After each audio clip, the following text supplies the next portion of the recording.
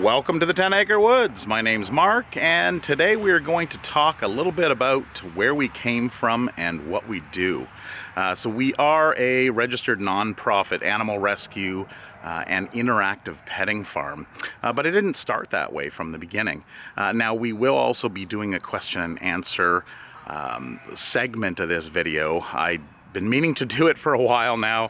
I posted it probably in the late spring on any questions that you had about our farm, and you responded. So I've been hanging on to those questions, and we will be getting to those today.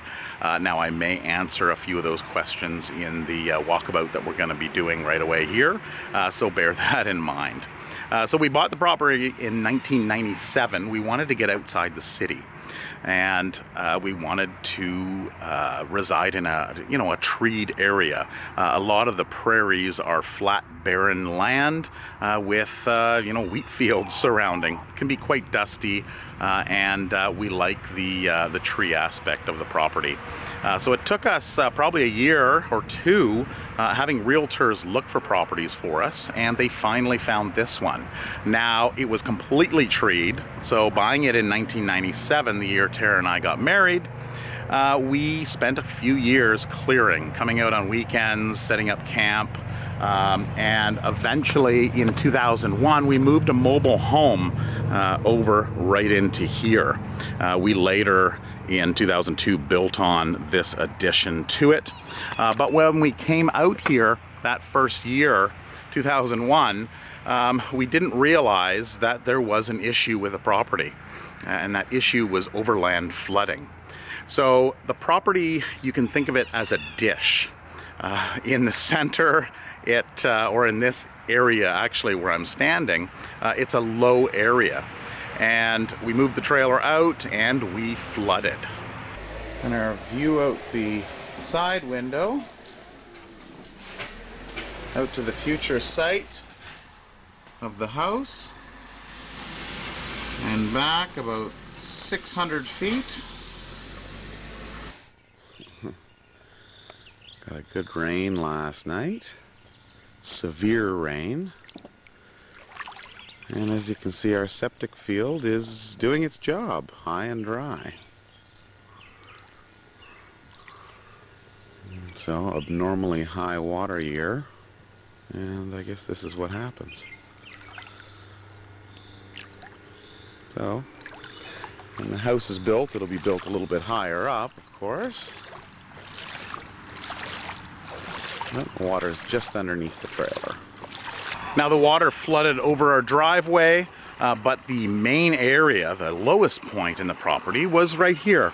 Right where our now current pond resides. And this is the reason why we decided to put the pond here in the first place, was to capture that water. And it does come back from that area there, flows through here, and usually would overflow into that area and across the driveway. Hey bud, how you doing? My favorite Muscovy duck comes to see me. This is Hi.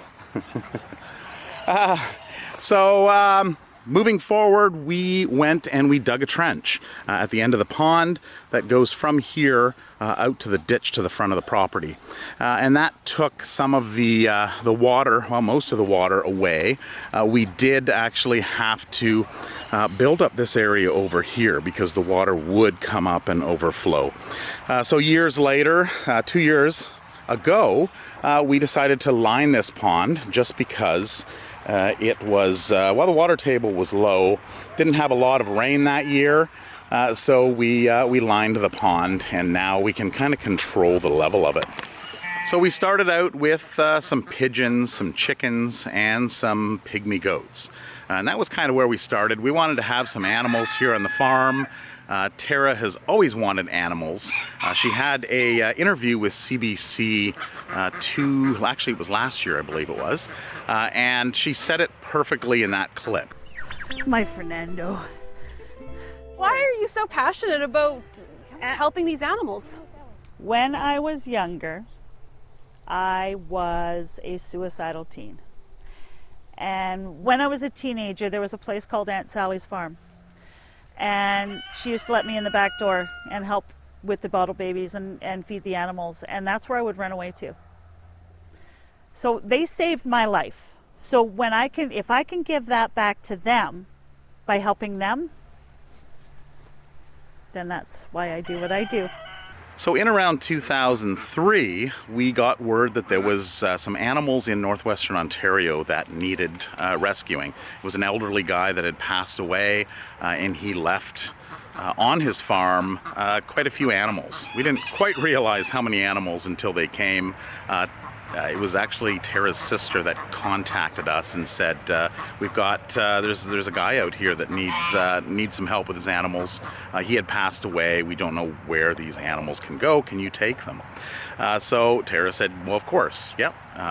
And just send them down, and then we will worry about the freight. We'll pay for any fuel or anything that needs to be taken care of. So when those animals came down, we had a cow, we had a llama.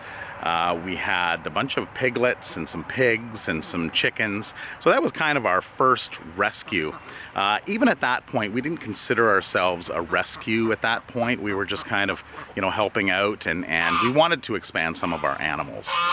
So moving forward from there, it was probably in around 2016 when we visited Kangaroo Creek Farm, which, if you haven't seen that video, I went to BC with Tiana, our daughter, a few weeks back, the beginning of August, and I did a little video on Kangaroo Creek there.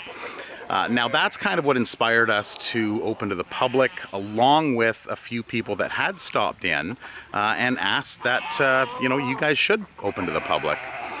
So at that point we registered as a non-profit animal rescue because we were starting to get animals in. We were working with Rural Animal Management Services, which is essentially the pound, the country pound, I guess you can think of it. And then more recently we've been working with the provincial vet. So moving forward on that, we started opening up on weekends to visitors, and of course starting goat yoga that has been very popular over the last few years. So an excellent fundraiser. It's actually pretty warm out in the sun. You could probably see the beads of sweat as I felt them on the last shot. Sheldon. So Sheldon is one of our kid goats that was born a couple years ago. Hey, are you our special boy? Now we do animal rescuing, and we also do breeding of pygmy goats. Just because there is a need for pygmy goats. There's a lot of people moving to the country, yes, and they want some goats for their farm. They do clear very well. So sheep and goats, and I've said this many times in the past, do clear the land very well. Are you still following me around, buddy? So coming back into the pond area here, you can see that there is quite a bit of brush on the other side of that electric fence. Now the animals do clear very well, and if you go over to this area here, you can see right through. And that works really well. I wish we would have known that when we first moved out to the property. That goats and sheep do an excellent job in clearing. It would have saved us quite a bit of time. Now you can get fence chargers, electric fencing, for a pretty good price versus putting in all those man hours and having to go through thick brush. Let them do it.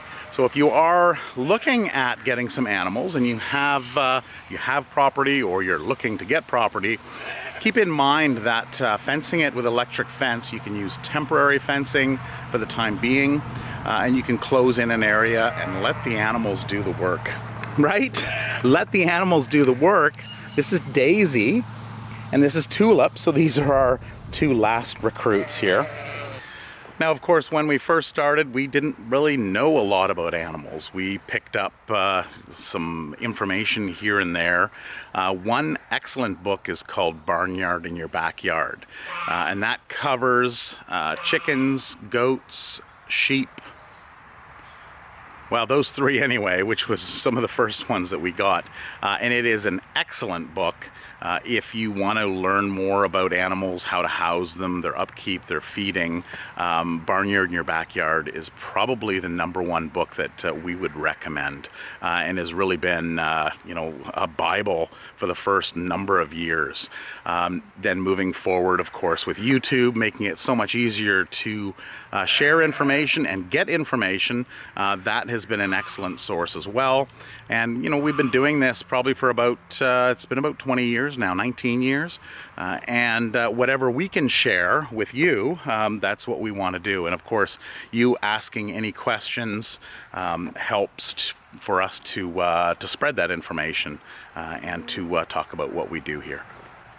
So I guess if there's one thing I want to say is, if you're looking to get animals, do it slowly. You know, it took us many years to get to where we are today.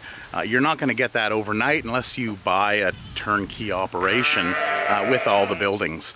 We had no buildings here whatsoever other than a small little garden shed that was about 6 feet by 6 feet, and that was pretty much it. So starting off slowly and then expanding as you see fit, so that you can afford it financially and take the best care of the animals.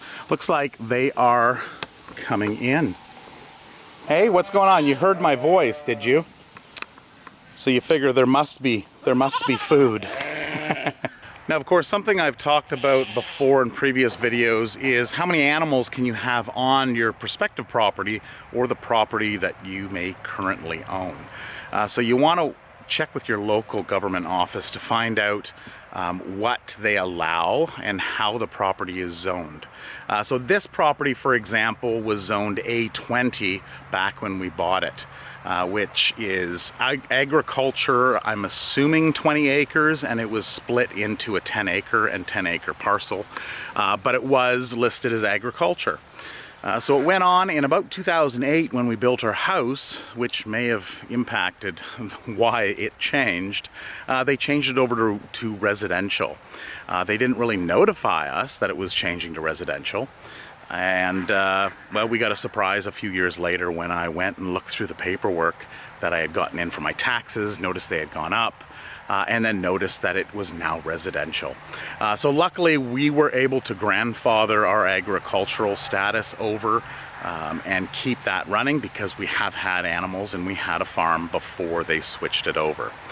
So on our property we're allowed every 2 acres we're allowed 1 AU unit, which is a unit of waste for an animal, and that can be different for the different animals. I believe chickens are like 0.01, and our miniature horses I think are 0.33 or 0.5. I think 0.33, I believe. So we are now basically at or just under our capacity for animals that we were allowed to have. And we've still got all this land for animals, which is another reason some people have asked us, why don't you get more animals? You know, you should have more animals, and you should get this one, and what about getting that one? Yes, we'd love all kinds of different animals, but we want to rotate the animals that we have on our property. Ones that come in and need help, we want to make sure that they get the help that they need before we go and rehome them. I can hear Petey whining. Oh, Petey. Petey still needs some work, I guess. Petey! Petey! Petey, what are you doing, buddy? What are you doing? Are you looking for Piper? I saw her, she was out. Yeah? What is it? You're such a grumpy boy. Looks like you're wet. Did you go in the water? So I found Tara. We're out here in the garden. Figured in the shade would be the nicest place to do this. Now I did print off a list here that Tara has, and it was Gina S. that 6 months ago. Yeah, it was, well, it was 6 months ago plus when I printed that off. So it was about a year ago. She mentioned about we should do this, do a question and answer. So that's who inspired. That's who inspired on doing this. So shoot. All right, so Gina asks, you and Tara are such a cute couple. Aw, thanks. It would be interesting for you to give a little backstory on how you met. Okay. Yeah. So we met like all young people do on the school bus. So my father was in the military, so I traveled around quite a bit, and CFB Winnipeg was the last stop. Now I went to one school on one side of a suburb called Charleswood, and Tara lived on the other side of Charleswood, going to two different schools. But there was a vocational school that a bus picked up from each school to go to the vocational school.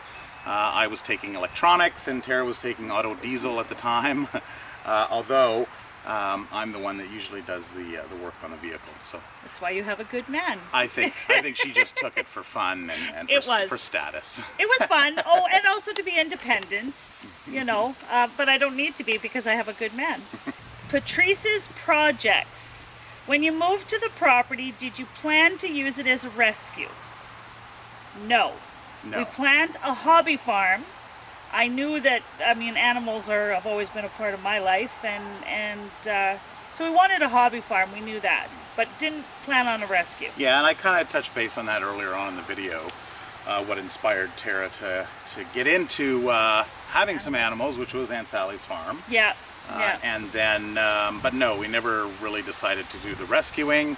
That just kind of dropped in our lap. Fell in our lap. We actually started breeding rabbits for pet stores years ago, 20 years ago. Yeah. We were breeding rabbits, and then soon found that there were too many rabbits around, and we needed to kind of switch it up and start doing the rescuing. We wanted to be a part of the solution, not part of the problem. Yeah. She also says, what got you into rescuing, and were both of you on board with it when you decided to have the farm to be a rescue? So that kind of answers that in itself. It just came along. People saw what we were doing and asked if we wanted animals, so we started rescuing. We just started taking them in. Yeah. And then it just kind of found the value in them, and the stories kept coming, and people kept coming, and it just grew that way. Yeah. Josh, what got you into farming? This was interesting, because a while ago I said, okay, we actually don't farm. So we're a hobby farm. Well, and the definition of a farm is, you know, and this may differ from different person, but I was actually watching, if any of you watch Goldshaw Farms, we've been recently watching them. That's where I remember it from. And it was, he mentioned about farms being you raise animal or crops for food. For human consumption. Well, which is human consumption. Right? That's true. So, but yeah, it's not. So I don't think we classify as farming. We classify as hobby farm. Don't. Yeah, it's kind of it depends on how you look at it. I guess we eat everything in the garden. Whatnot. So. We got stuff in here that we raise, so that portion's farm. Or homesteading was the word he used. I think that's what it was. It was homesteading versus farming. Yeah. I think that was kind of. I would rather. I think we're more home. Okay, John Dale.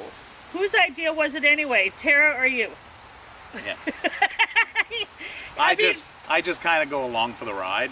100%. Well, I'd say 100% my ideas in the beginning, and then you were you saw the benefit. The animals touched you. I mean, you started getting your favorites, and then you're like, okay, well, this one can't leave, and he's come a long way since. Tara's opened my eyes to having animals. How's that? Yeah. Having 7 cats. I watch you with them, and I mean they do. They're your babies too. Peyton McIntyre. Best thing about living on the farm. The space. Freedom. Yeah. Freedom. Choices. Space. I of course work in the city and around the city, being a home inspector, and you know I drive up to the house and I walk up to the front door, and you can see. You know, out the window of their dining room, you know, you can see into the dining room of the next house. I remember when we first moved the trailer here, and we first pulled the trailer and dropped it, and I walked by every window and I looked out and I was like, I own those trees. Yeah. That is my trees. Those are our, you know, like that is, instead of seeing other houses and concrete. And yeah, she went to every window, and she I says, own those everything trees. I see, that's own. ours. Yeah. And I guess that's probably the best thing about living out in the country. So relaxing. So, we do have a railway track that runs along the back of the property. And here it comes. And a highway on the front. Once you live around it for enough time, it becomes normal. We don't even hear it unless we're doing something like normal day to day. You don't even hear it. So he'll honk the horn here right away. Yeah. There it is. Yeah. Okay, Julie Ellis.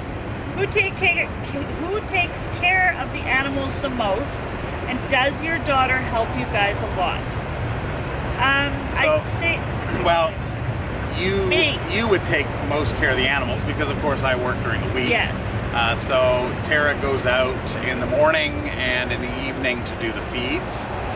Depending on if I'm around, sometimes because I do have a home office, I'm usually trying to get some stuff done at the end of the day. On a normal day,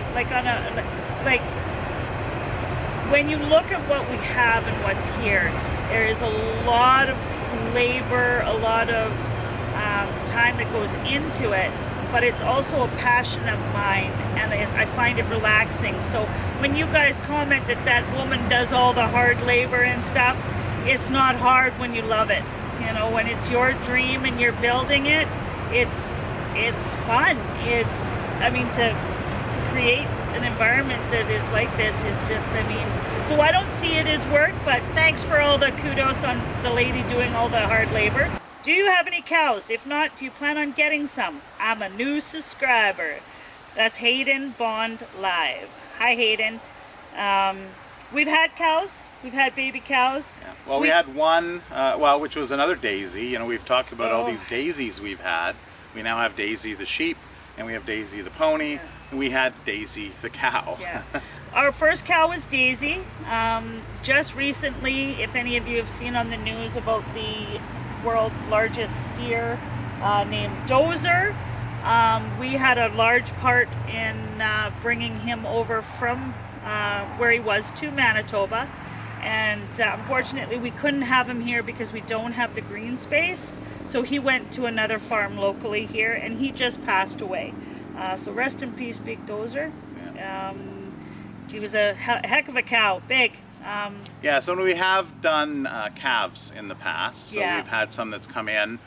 You can always go back and take a look through the videos. I want to kind of separate the playlists. They're currently into the year, but I'm also thinking about changing the playlists up so that you know, they go towards what type of video it is and what type of animals are in there.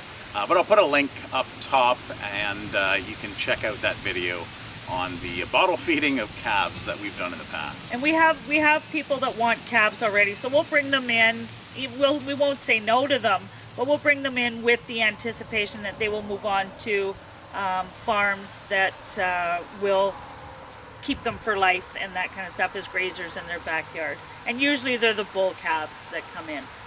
Yeah. Deban 457, it looks like you built your home. What prompted you to pick the location you're in, the area in general? Also, do you live in an isolated area or near to a town? The most unusual type. Okay, let's build this down. Okay, it looks like you built your home. Well, it's just a combination. 2008, and I did talk about this earlier on in the video. We built the house, and the reason why we chose the area was because it's heavily treed. We didn't want to be living out in the prairies. And if you Google 10 Acre Woods, Anola, Manitoba, you'll see exactly where we are. We're just 20 minutes from the edge of the city of Winnipeg, which I believe has a population of around 750,000 people. So it's a fair-sized city. And the longer you live here, the less it feels distance-wise. Yeah. It doesn't feel like far. Yeah. It takes me 35 minutes to get to work in the morning, which is almost downtown Winnipeg. Yeah. So, you know, if you work, how long is your commute if you live in a city? Yeah. So you're probably looking at half an hour, unless you're lucky and either work from home or live right around the corner. The most unusual type of animal you've taken into your rescue? Peregrine falcon? Yeah, I think I thought about that back when these questions came in. Unusual.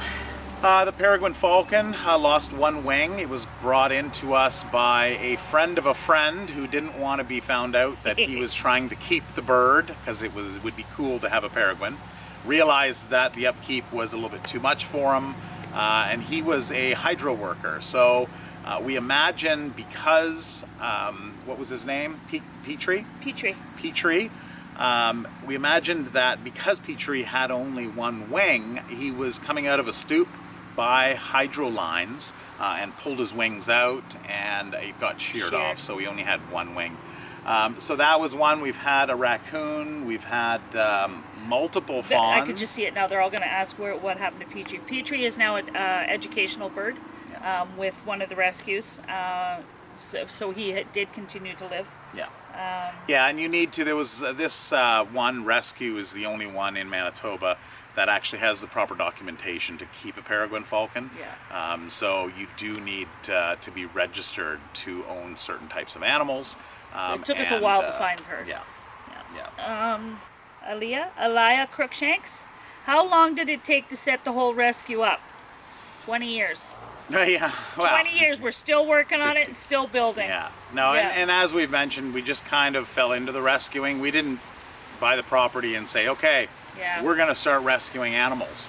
It was a need that we found that came up, and we decided to head down that road. You have to take it slow. You have to take it slow because you have to build your team behind you. You have to build your network in order to do it successfully, or else you will just get overwhelmed and not be able to handle it.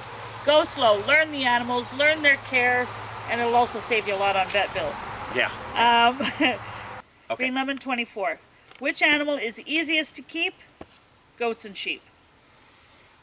Yeah, well, I would say they would be, Goats and sheep. they're We've never had issues with pretty them. self-sustaining, Yeah, really. and they help clear, and they eat everything we don't want. Yeah, if you've got a large open area, Yeah. you let them go out. You just want to make sure that you're feeding them enough to subsidize, depending on Well, and how at much least greenery the they health get. issues and everything, Yeah. Oh, and the hardest. hardiest.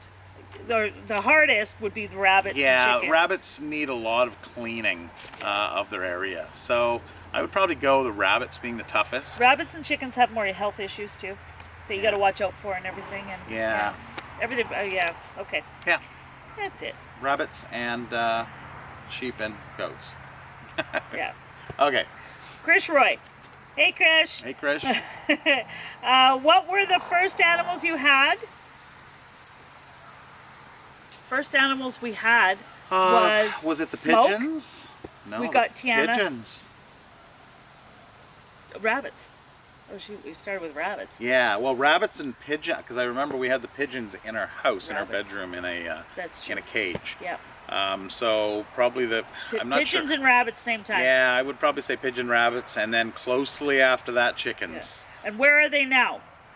Pigeons, well, they were that load of pigeons Well, were that was taken a- out by crows. Yeah, that was a long time ago, so they wouldn't have been able to live this long. But yeah, we did lose a bunch of pigeons to crows that came around. Yeah, that would have been that first batch that we had. Yeah. And the rabbits, they've all passed by now. And but so they were all pets. December was one of the first. And Cooper. And Cooper. Cooper. So December recently passed away. What was that, last year or this spring? Spring. She was pretty was- old. And she was pretty old. And where are they now? Okay, we answered that. And also, any dream animal you wanted. I'd love a sloth. I want them all. I want 2 of everything. Well, I've always Pterosaur. thought the emu. Yeah, the emus are cute too. You know, kangaroos. Yeah, the emu A and kangaroos. sloth would be so cute. And some people have asked about different animals, and it's going to rely on us finishing off the outside fencing to a permanent fencing to a higher fencing, 6 or even possibly 8 feet tall. We always, you know what, we've always talked about animals we want and all that kind of stuff, but when it comes down to it, we always put off purchasing animals because there's ones that need rescuing, and if we fill up, we can't take more. So yes, we have our dream animals, but we'll just leave room for the ones that come in. Ghost tray. Ghost tray. If you could get any type of bird, what would you get? An emu. Is that considered a bird? Yeah. Yeah. Doesn't fly, but Doesn't fly. An emu. it's the Yeah. it's, Or okay, well, okay, I don't know. If I could get any type of bird I wanted, I'd get a bald eagle. yeah, but you can't actually have them, so. Yeah. That's my spirit animal, is the bald eagle. Anja. B. Is there any animal you would not shelter? What and why? We will take in anything. Whether we keep it or not is another story. We get in any reptiles, snakes, or that kind of stuff. We will send those on to the reptile rescue. I guess the cow. So we kind of touch base on that. Having cattle here, we've only got 10 acres. It's not a large fielded area. And a cow, and for example, Dozer was one of them. Yeah. So we couldn't take him in. But in those cases, what we'll do is we'll find alternative areas. Yeah. We'll help them find a home. Yeah, we'll help them find a home and just kind of bypass. If we were not able to find a home for Dozer by the deadline of the move that she had, then we would have taken him in here until we found him a home. Yeah. So there's no animal that we won't help. It's just that if we can help from third party, it's best for the animal as well. The less moves as for the animal as well. Yeah. Chris Schnee, what pets did you have growing up? So I had Renty, which I was very young. He was a Yorkshire Terrier. And then in my teens, I had a West Highland White Terrier, which we now have 2 of them. And his name was Jock. Very smart animal, lived to 16 years old, I think. And we had to put him down because of cancer, which is West Highland Terriers are prone to cancer. Okay, so Tara, first dog. You know what? I don't remember the first one. I was so young. I lived in Calgary. It was a yellow lab. And then Tally, which was a cross dog. And then I got my bear, which was my sweetheart he was a collie cross dog. Then we had Buster move in with us when we moved out together. I've had, as a child, I grew up at the lake, I've had tadpoles, snakes, turtles, frogs, toads. I'd take them all home and I'd house them. Chipmunks I raised. I had a 2 pet, Chip and Dale, when I was younger. Chipmunks. Oh my. Snakes, rabbit. My parents actually had 2 rabbits. I don't remember them. But oh gosh, I've had enough. She's had lots. I've had lots. Too many to count. And of course now, look at them all. They're all coming in. Yeah, they're all coming in. Hey kids! Now you're all my kids. Instagram, VCam. Are there any animals you haven't gotten you've always wanted? Well, a sloth would be cool again. They're all cool. Oh, each animal's unique and so special in its own. Ems, hi Ems. What got you to finally take the leap and start your dream? Well, we just wanted to get out of the city. Get out of the city. We were sick of being in the city. Yeah. We just wanted to get out in the country, and we found this property, and we knew that was it. Yeah. So, yeah, we caught this property before it went on the market. Yeah. Close to the city, so you know we can go into the city life if we want, but out in the country. Which part of Lorraine's photographs. Which part of the whole journey are you most proud of? I'm most proud of us. Well, and 30 years we've been together. Yeah, well, we started. And I love them more and more each started day. dating in '89, so Yeah. 31 years, I guess. And I often think, where would I be today without Tara? Yeah. Would I be living in the city somewhere? I'm gonna cry. You allow me to be me. You know what I mean? And yeah, you got kids and human kids and animal kids, but I am most proud of you because you allow me to be me and live my life to its fullest. Yeah. Yeah. That's a good question, Lorraine. All right. Woo! Jackhammer T. How much did your land cost? $24,900. We got it for $24,500. Well, you know those numbers. Yeah. She can't figure out when our anniversary is, but she knows Yeah. the price of the property. Do you have a well? Yes.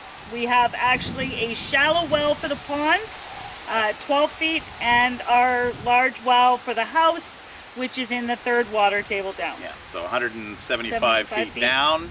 Yeah. And it goes through the top water table, which you don't want to drink from. Yeah. A lot of the properties around here tap into that second one, but we're down even further down into the third water table. So it's really nice water here. Yeah. How long from that point did it take to get the farm?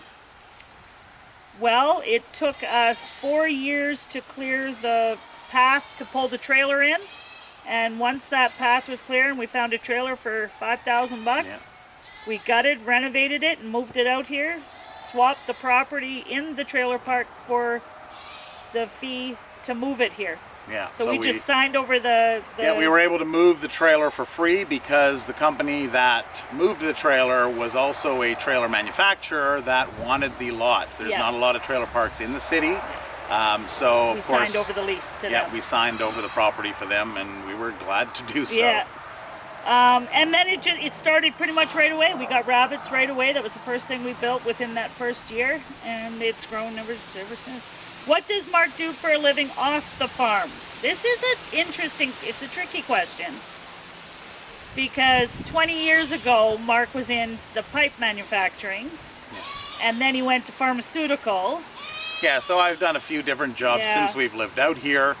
I was a sales manager for for Central Canada and the northern U.S. states for a pipe manufacturer.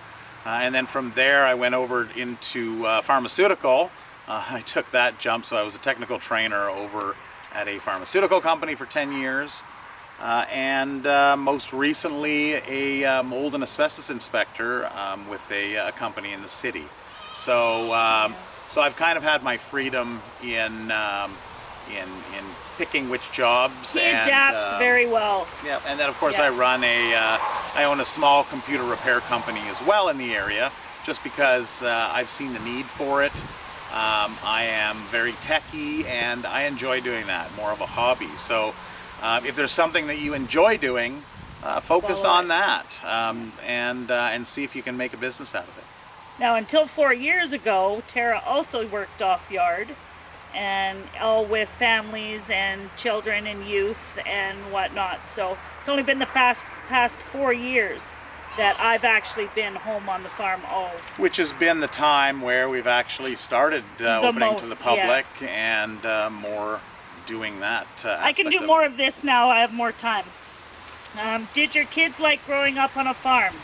Absolutely. Tiana, dream come true. She absolutely embraces every minute of it. Even during school, no urge to go to the city. And it's funny because working with youth, city kids want to get out and country kids want to go to the city. Braxton, he's more of our technical guy. He always knew he wanted to go chase something bigger with in the world, which is kind of funny because he's home now.